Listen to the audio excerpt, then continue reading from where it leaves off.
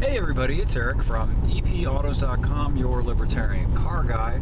Today they're dropping off the new Infiniti QX80 for me to drive, and as you may already know, it's been substantially revamped for the new model year.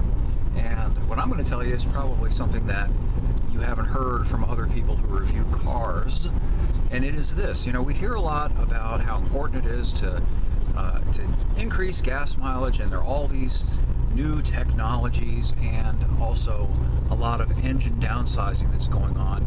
And in the case of the Q, they got rid of the 5.6 V8 that used to be standard in the thing, and they've replaced it with a turbocharged V6 that's about half the physical displacement.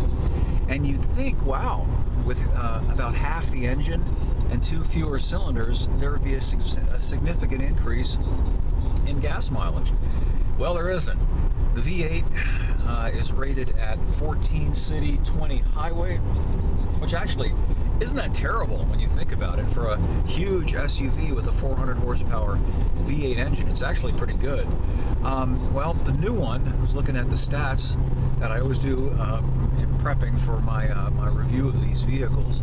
It gets 2 miles per gallon better in the city. It gets 16 city and 20 on the highway.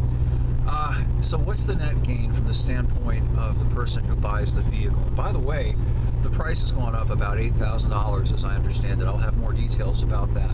Now granted, the new turbo V6 is more powerful. I think it is rated at 450 horsepower, so there is a 50 horsepower gain. But holy mackerel, man, $8,000 increase in the price last year to this year, and essentially no meaningful decrease in fuel consumption. And again, I'm not beating the carpet for higher fuel economy. It's a preposterous thing, particularly when you're talking about a big SUV that's supposed to be capable of pulling a heavy trailer and carrying 5-6 people and all that stuff. If you want good gas mileage, that's not the kind of vehicle that you want to buy. So I'm going to set that aside for the moment, though. The point is that the manufacturers aren't replacing V8s with V6s because they're trying to increase gas mileage, as you can see from the stats. So why are they doing it? Well, I'll tell you why. It has to do with another form of compliance cost, which is that having to do with the air fingers quotes emissions of the dread gas carbon dioxide that has absolutely nothing to do with pollution. I harp on this a lot, but I think it's important.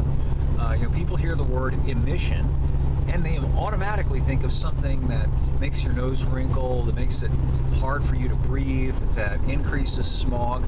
In other words, pollution.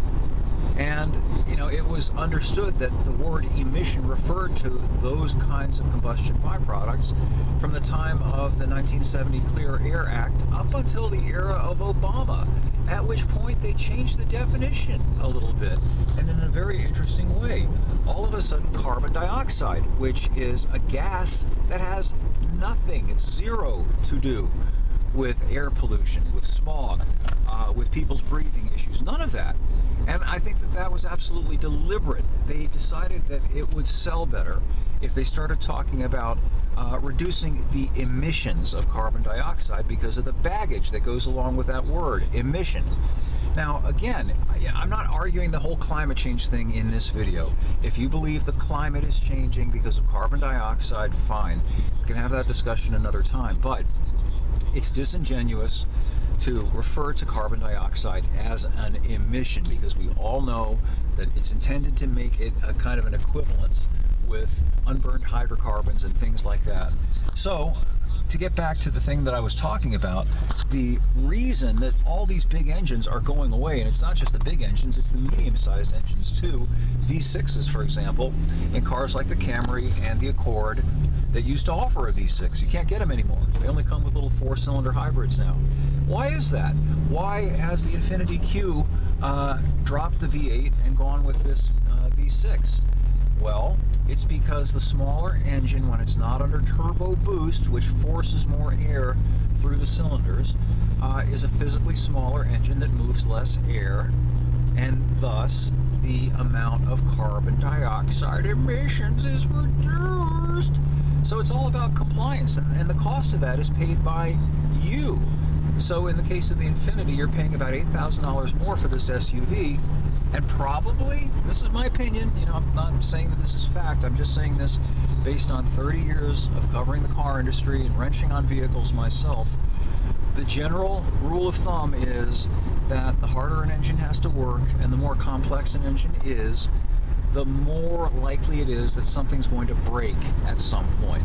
So a V8 engine that doesn't have a turbo is under less internal pressure than a small V6 that has to be under pressure pretty much all the time in order for it to generate the horsepower of a V8. So that little engine and those smaller internal parts, things like bearings, for example, are under more pressure all the time. That little engine has to work harder to do the same job that the V8 did. And there are the additional parts. You've got the turbo. You've got the plumbing to the turbo. You have the intercooler often. You have special heating and cooling systems, but because you got to have special different heating and cooling systems when you have a turbo. So again, multiple different potential failure points. I'm not saying they're going to fail. I'm just saying that there are more potential failure points. And at some point down the road, if they do fail and you're out of warranty, you're going to get the bill for that too.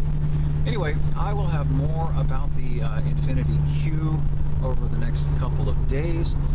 You can also check out my latest Wheels Up segment with Bill Meyer over at KMED FM in Medford, Oregon. And I might be on Garth Goldsmith's podcast tomorrow. We're not exactly sure if we're going to be able to make that happen, but just a heads up on that. Anyway, thanks as always for listening, and we will have more for you again soon.